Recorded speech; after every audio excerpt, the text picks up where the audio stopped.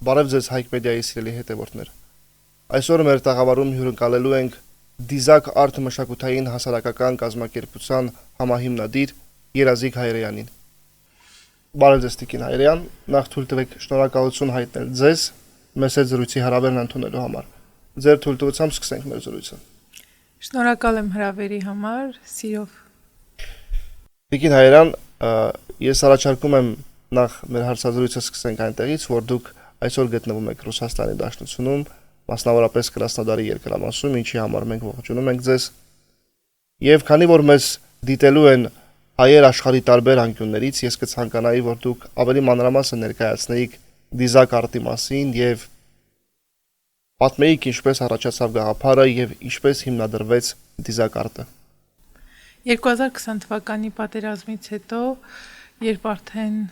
Երևանում էինք եւ փորձում էինք ամեն ինչ անել, որպեսզի մշակութային համայնքը փրկենք, ստեղծեցինք Դիզակ արտ մշակութային կենտրոնը, հիմքը Արցախից փրկված մեր դիզակի գույները նկարչական սիմպոզիումի 27 կտավներն էին եւ մենք սկզբից ունեցանք պատկերասրահ, այնուհետեւ սկսեցինք երեխաներին մշակութային կրթություն տալ անվճար հիմունքներով, ազգային երգ, պար, հիմնականում տեղահանված երեխաները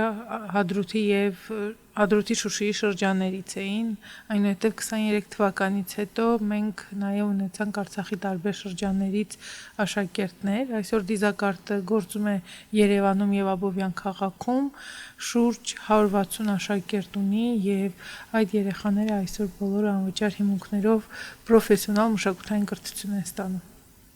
Փաստացի Արցախի ցավալի կորուստից հետո Դիզակ արտը դարձել է մի հարթակ, որտեղ արցախցի երեխաները հնարավորություն ունեն հավաքվելու մեկ հարկի տակ եւ բացի մասնագիտական կրթություն ստանալուց, սա նաեւ լավ հնարավորություն է, որպեսզի երեխաներն իրար հետ շփվեն եւ կարողանան այդ ճանապարհով պահպանել իրենց ավանդույթները, իրենց ընկերությունը եւ որ ամենակարևորն է Արցախի բարբառը։ Այս ուղղությամբ ինչ աշխատանքներ է իրականացնում ձեր կենտրոնը։ Իրականում մեր զուտ նպատակը ոչ նյութական մշակութային ժառանգության պահպանումն է եւ այսօր Դիզակ արտը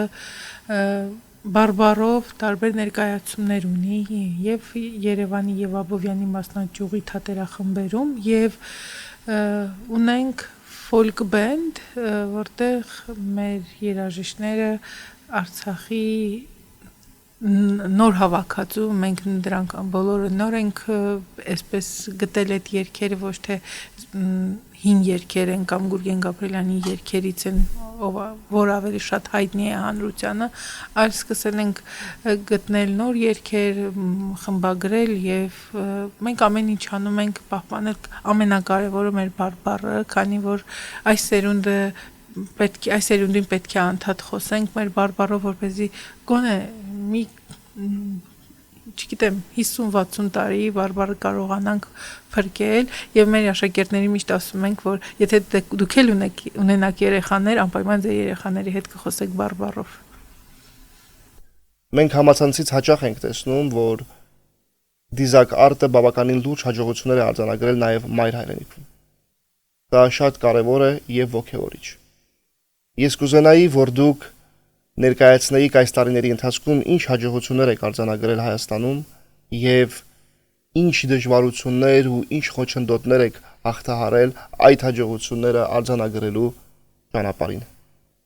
Դիզակ արտիստները բարբերաբար մասնակցում են Հայաստանում եւ Հայաստանից դուրս մրցույթների, Իտալիայում, Ֆրանսիայում, Գերմանիայում երեխաները տարբեր մրցույթների են մասնակցել երգարվեստի շրջանակում եւ միշտ առաջին մրցանակային տեղերով հետ են եկել,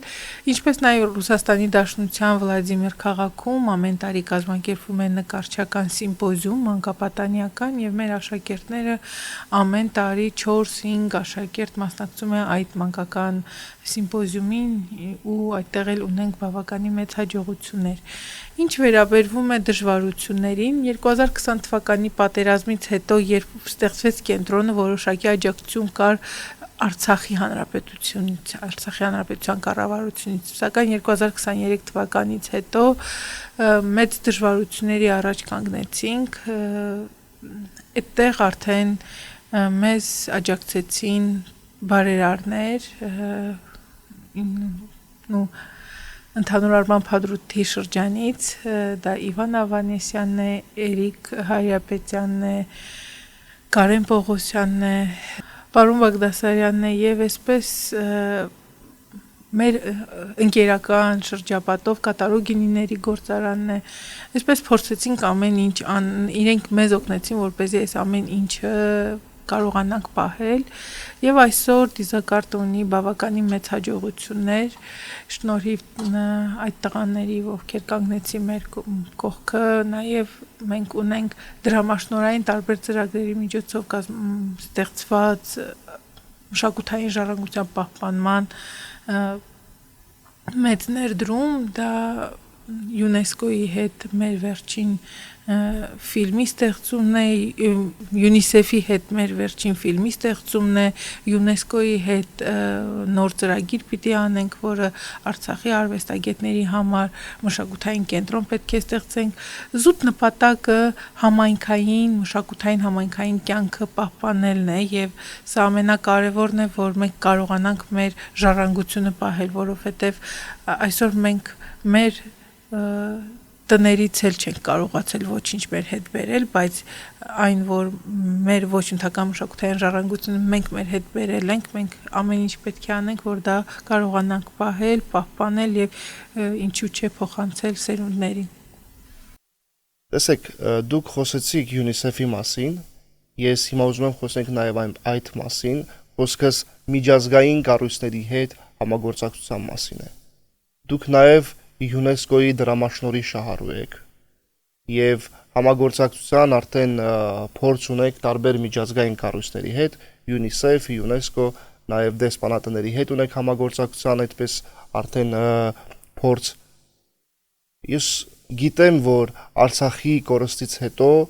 բավականին բարդ է եւ դժվարություններ կան միջազգային կառույցների հետ համագործակցության մասով։ Պատմեք, խնդրում եմ, ինչպես է ստացվում համագործակցել, ինչ խոչընդոտներ են իհայտ գալիս եւ ինչպես է հաջողվում նրանց հետ համատեղ աշխատանքներ իրականացնել։ Իրականում մեր ծրագրերը քանի որ հիմնված են մշակութային ժառանգության հետ կապված եւ մենք ընդհանրապես փորձում ենք հայտերը ներկայացնել մասնագիտական, քանի որ այստեղ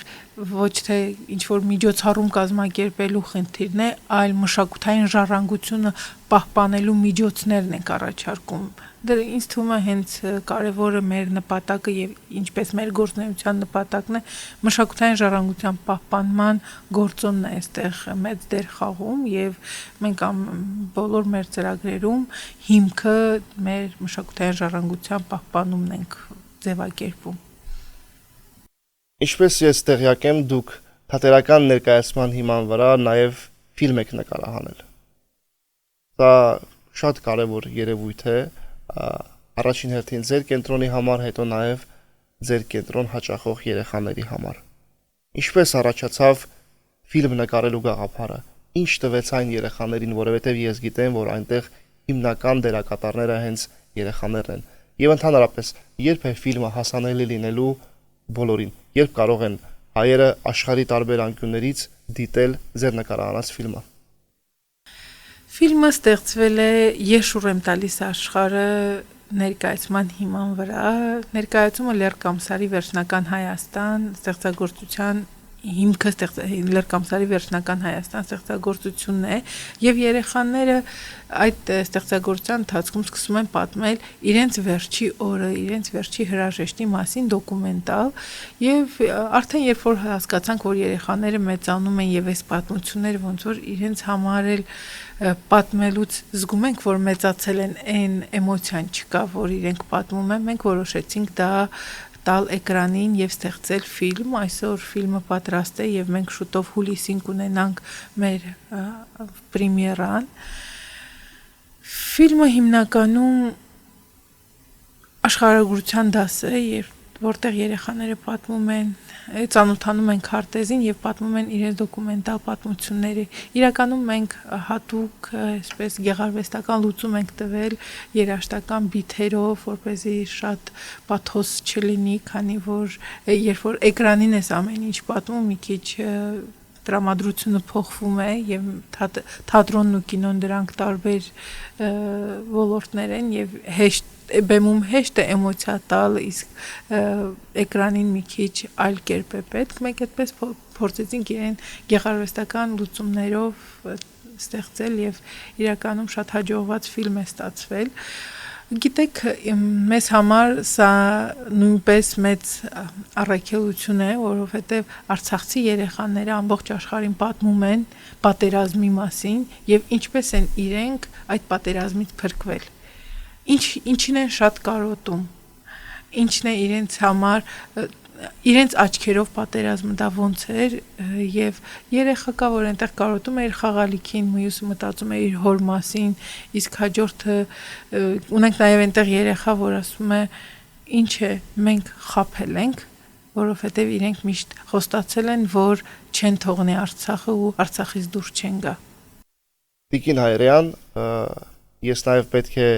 ասեմ, որ ձեր թույլտվությամբ մի փոքրիկ հատված կներկայացնենք նաև մեր բոլոր հետևորդներին։ Սիրելի հետևորդներ, այժմ առաջարկում եմ դիտենք մի փոքրիկ հատված Դիզակ արտի կողմից նկարահանված ֆիլմից։ Լավ երեխեք,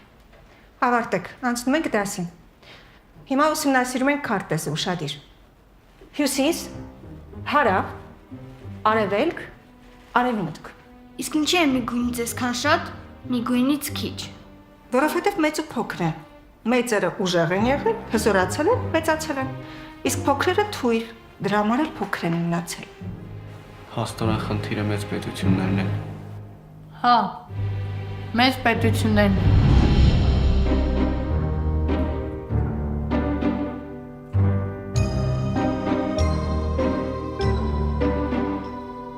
Ես Արմանն եմ։ Կռվից մի ամիս առաջ պապան ինձ նվիրալ ավելիք։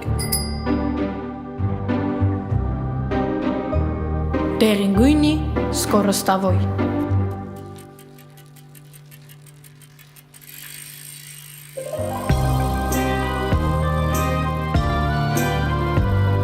Ես այդ օրվա ինձ այդ վելիքը միշտ չի սնուել։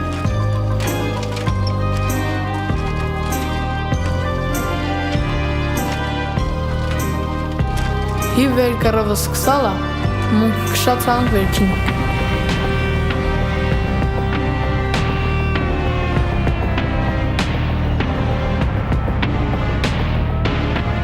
Ես պապուն խնդրալը, վերին վելիկս մզներ յորոնիք։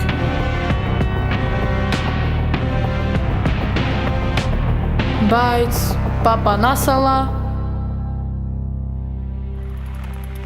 չէ։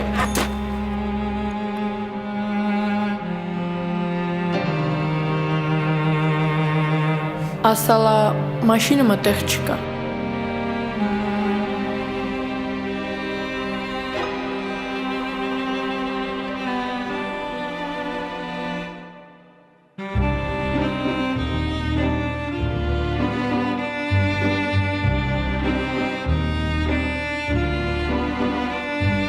Ու մինչև մենք ես հիշում եմ իմ վելիկս։ Դեղին գույնի Скоростовой.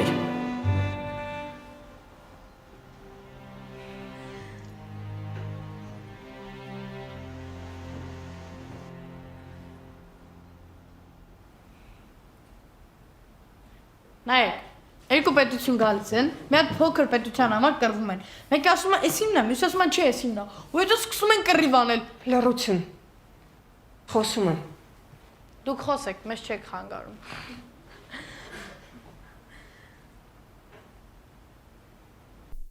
Դուք խոսեցիք նաև բենդի մասին։ Ես առաջարկում եմ նաև այս մասին ավելի մանրամասն զրուցենք։ Բենդը բավականին լուրջ հաջողություններ է արձանագրել Հայաստանում։ Նրա սաները մենք տեսնում ենք, որ տարբեր միջազգային մրցույթներում, մայր հայրենիքում անցկացվող մրցույթներում արժանավոր տեղեր են զբաղեցնում։ Ինչպես առաջացավ բենդը ստեղծելու գաղափարը։ ինչ հաջողություններ եք այս ընթացքում արձանագրել եւ ինչ անելիքներ ունի բենդը առաջիկայում։ Դիզակարտը երբ որ սկսեց իր գործունեությունը, նաև մենք փորձեցինք ունենալ մեր ժողովրդիկների համույթը եւ հավաքելով Արցախի տարբեր շրջաններից երիտասարդների մենք ունեցանք ժողովրդիկների համույթ։ Այդ համույթի գլխավոր առաքելությունը արցախյան բարբառով երգերի ներկայացնելն է եւ մենք այդ երգերով տարբեր մրցույթների ենք մասնակցել ժողովրդիկների համույթի հետ, սակայն հասկացանք, որ պետք է ապրեցնել այս երգերը։ Իսկ ապրեցնելու համար պետք է մի քիչ ժամանակակից գործիքավորումներ ունենալ եւ Արմեն Միքայելյանը, ով հանդիսանում է մեր գործիքավորողը եւ Արցախյան պատերազմի մասնակից երիտասարդ տղա, նա այսօր շատ մեծ գույն է տալիս այս ամենին եւ Դիզակ ֆոլք բենդը ունեցավ բավականին լավ համերգ եւ այդ համերգը այսպես մեծ պահանջարկ ունեցավ, որպեսզի մենք տարբեր տեղեր ներկայանանք։ Այսօր բենդի ավակ խմբի, Դիզակարտի ավակ խմբի երեխաները բենդի երգիչներ են համարվում եւ նրանք հենց այսօր Գևորգ Ստեփանյան Իտալիայում մրցույթի է։ Իրականում մենք փորձում ենք երեխաներին բացահայտել ավելի մեծ շրջանակներ արվեստի, որպեսզի նրանք կարողանան որպես դերասան ներկայանալ եւ որպես արտիստ ներկայանալ։ Դիզակ ֆոլք բենդը կարծում եմ կունենա մեծ հաջողություններ, որովհետև ինքը այդ մեծ դժվարությունը արդեն հաղթահարել է եւ շուտով մենք մեծ համերգային տուր կունենանք նաեւ Ռուսաստանի Դաշնությունում։ Մենք սահուն եկանք հասանք այն կետին, որի մասին ես պետք է խոսեի իմ հաջորդ հարցի ընթացքում։ Դուք այսօր գտնվում եք Ռուսաստանի Դաշնությունում։ Ռուսաստանը այսօր հայկական ամենախոշոր համայնք ունեցող երկիրն է աշխարհում։ Մասնավորապես Կրասնոդարի երկրամասը, որը համարվում է Ռուսաստանի Դաշնության ամենահայաշատ երկրամասերից մեկը։ Հայկական սփյուռքը մեր պետականության անբաժանելի մասն է։ Մեկ անգամ չէ, որ հայկական սփյուռքը իր գործում մասնակցություն է ունեցել մեր հայրենիքի համար վճռորոշ պահերին։ Մենք մեկ անգամ չէ, որ զգացել ենք սփյուռքի մեր քույր եղբայրների աջակցությունն ու օգնությունը։ Դուք այսօր գտնվում եք Սփյուռքում եւ զբաղվում եք բավականին լուրջ գործունեությամբ։ Ես կուզենայի, որ դուք ասեիք, որտեղ կուզենայիք տեսնել հայկական սփյուռքի գործում մասնակցությունը, հենց նաեւ ձեր գործունեության մասով։ Իրականում մեր համագործակցությունը Ռուսաստանի Դաշնության մանավանդ այս տարածաշրջանում ունենք, քանի որ Ռոստովի հայ համայնքի հետ մենք ունենք բավականին մեծ փորձ համագործակցության, մենք նաև հանդես ենք եկել մեր Դիզակ բենդի տարբեր ծրագրերով համայնքում Ռոստովի։ Այսօր մենք փորձում ենք մեր շրջանակը մի քիչ ավելի ընդլայնել եւ ինչու՞ չէ նաև հանդես գալ Կրասնոդարում, կարծում եմ նոր գույն կբերի դա, որովհետև ինչ երգում է այսօր Դիզակարտը, ինչ երգացանք ունի, դա բոլորովին նոր է եւ իրականում ինչպես համշենական երգերն են այսօր շատ պոպուլյար, այնպես է շարունակում ենք մենք այդ գիծը արցախյան բարբառով երգերը այդ նույն գաղափարի շուրջ մատուցել։ Ես վստահ եմ, որ մենք կունենանք լավ համագործակցություն, որովհետև Սփյուռքը միշտ էլ մեր մեջքին կանգնել է եւ մենք կարողացել ենք Սփյուռքի շնորհիվ ունենալ շատ աջակցություններ եւ վստահ եմ, որ կունենանք։ Դուք այսօր շարունակում եք ձեր գործունեությունը Հայաստանում եւ ողջունելի է, որ ձեր տրամադրվածությունը առաջիկա աշխատանքներում բավականին կառուցողական է եւ բավականին դրական։ Քանի որ շատ մեծ բան է կախված ցանկացած կառույց համակարգող ղեկավարից։ Այդ լավատեսությունը նաեւ խթան է հանդիսանում, որպեսզի կառույցը հետագայում էլ հաջողություններ արձանագրի։ Սակայն մենք պետք է նաեւ ընդգծենք, որ բոլոր այն կառույցները, որոնք չունեն պետական ֆինանսավորում, հաճախ են կանգնում լրջագույն խնդիրների առաջ։ Ես կուզենայի նաև դուք այս մասին խոսեիք եւ ներկայացնեիք ինչ խնդիրներ ունի այսօր Դիզակարտը եւ ինչ խոչընդոտներ կան, որոնք պետք է հաղթահարեք եւ որտեղ կուզենայիք տեսնել մարդկանց եւ աշխարհասփյուր հայության աջակցությունը։ Եթե ղեկավարը ցույց տա դա իրականում բոլոր գործերը անհաջող են լինելու եւ ես ամեն դժվար պահ մենք թիմի ներսում մի քանի հոգով գիտեինք ու միջև այսօր է այդպես մեր 5 հոգանոց անձնակազմը ով ամեն հարցում իրար կողքի ենք եւ այդ խնդիրները իրար հետ ենք լուծում ընդհանուր կոլեկտիվը դրա մասին երբեք չի իմանում ես իրենց ասում եմ աշխատեք, առաջ գնացեք, որովհետև դա արդեն ղեկավարի խնդիրն է, ինքը ինչպես է դա պատկերացնում եւ ինչ լուծումներ կտա։ Իրականում շատ դժվարությունների ենք հանդիպել, բայց գիտեք, երբ որ դու մի այնպիսի աշխատանք ես անում, որ դա բիզնես մտածողության համար չի, բիզնեսի համար չի, դու անում ես աշխատանք, որ քո մշակութային ժառանգությունը պահես, չեմ կարծում, որ Աստված միշտ մեր կողքին է եւ մենք այս տարիների ընթացքում միշտ էլ ընկել ենք ու նորից ոտքի կանգնել, բայց երբեք դիզակարտի դուռը չի փակվել ու երբեք չի փակվելու։ Դա Աստված, Տիկին Հայրյան, գոնե ինձ համար շատ կարևոր է, որպեսզի այսօր Արցախի բարբառը, Արցախի հոգևոր մշակութային ժառանգությունը պահպանող բոլոր կառույցները կարողանան շարունակել իրենց գործունեությունը, որովհետև այսօր ավելի քան երբևէ կա դրա անհրաժեշտությունը, որովհետև մենք բոլորս պարտավոր ենք անել ամեն ինչ, որպեսզի հաջորդ սերունդներին փոխանցենք Արցախի մշակութային ժառանգությունը, նրա ավանդույթները եւ հատկապես բարբառը։ Տիկին Հայրյան, ես նախ ուզում եմ շնորհակալություն հայտնել ձեզ բավականին հագեցած հարցազրույցի համար եւ վերջաբանի փոխարեն խոսքն ուզում եմ տալ ձեզ գուցե կան հարցեր, որոնց մասին մենք չենք խոսել, գուցե կան խնդիրներ, որոնց մասին այսօր այստեղ չենք զրուցել, ես կուզենայի, որ դուք բոլոր այդ հարցերի, բոլոր այդ խնդիրների մասին փորձեիք ներկայացնել։ Իրականում ես շատ կուզենայի նաև դիզակ արտի թատերախմբի մասին խոսել, թատերախմբի ղեկավար Սրփուհի Բալայանը այս տարիների ընթացքում նա միանգամից հասկացել է մեր գաղափարը ինչումն է կայանում եւ լինելով Հադրութի շրջանից Սրփուհին Արցախի բարբառով փոխադրել է Թումանյանի հեքիաթները, Լեռ Կամսար, Սոս Սարգսյանի ոտնամանները մենք ամեն ինչ արել ենք, որ հենց Արցախի բարբառով լինի ներկայացումները եւ բեմից լսեն Արցախի բարբառը ու բավականին մեծ հաջողություններ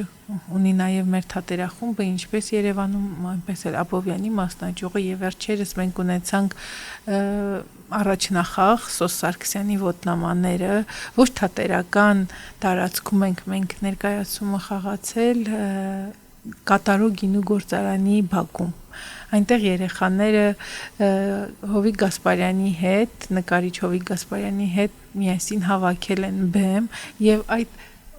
միջավայրը, երբ աշակերտներն ու դասատուն միասին ստեղծում են, գիտեք, մենք անընդհատ ստեղծում ենք մշակութային միջավայր, որի հիմքում համայնքն է եւ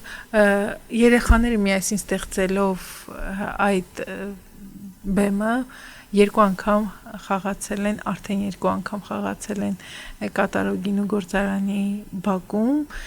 հաջորդ ներկայացումները օգոստոսի 8-ին եւ օգոստոսի 22-ին է լինելու,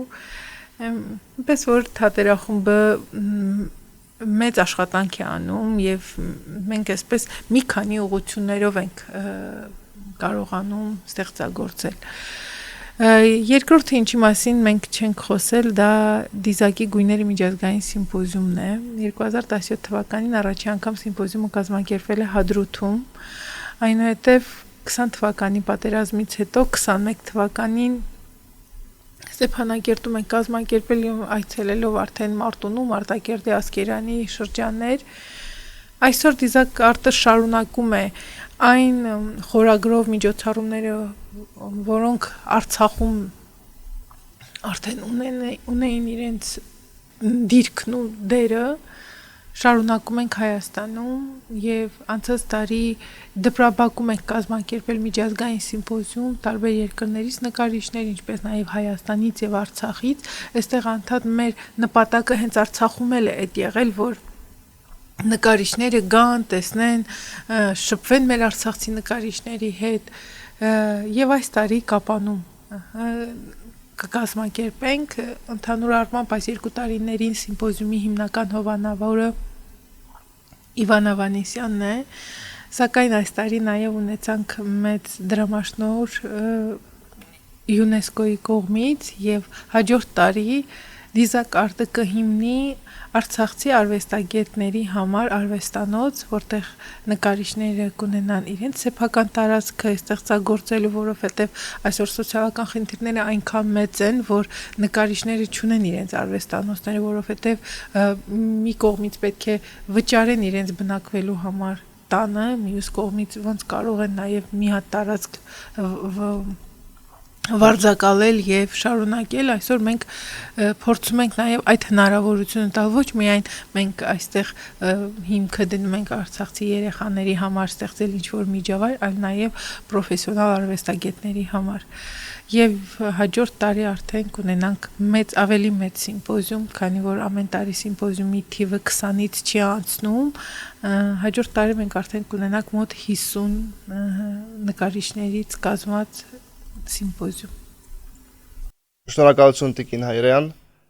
Իսկ ես ձեզ սիրելի հետևորդներ տեղեկացնեմ, որ այսօր մեր հարցազրույցի ընթացքում խոսել ենք նաև Դիզակ Արտ մշակութային հասարակական կազմակերպության ներքո գործող բենդի մասին։ Բենդն իր պատրաստակամությունն է հայտնում հանդես գալ իր համերգային ծրագրով եւ իր նկարահանած ֆիլմով Ռուսաստանի Դաշնության տարբեր հայաշատ քաղաքներում։ Եթե ցանկանում եք հյուրընկալել կազմակերպությանը, մենք թողնում ենք հղումը, կարող եք այդ հղումով անցնել, կապնվել կազմակերպության պատասխանատուների հետ եւ հյուրընկալել այս գեղեցիկ մշակութային օջախին։ Շնորհակալություն, մնացեք խաղաղությամբ։